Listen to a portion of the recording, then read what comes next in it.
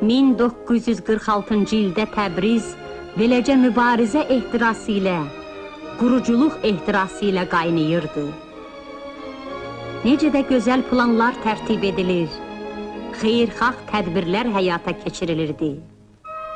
Şəhər abadlaşır, yeni küçələr salınırdı.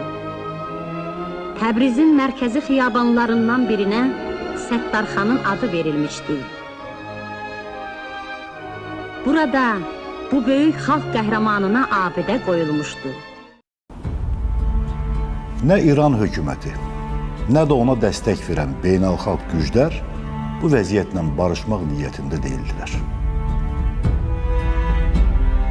İran şahı Məhəmməd Rza Pəhləvi Sovet qoşunlarının İrandan çıxmasına qədər gözləmək, qərbdən hərbi siyasi kömək almaq və əsas məqsədinə Cənubi Azərbaycan Milli Hökumətinin ləğvinə nail olmaq istəyirdi.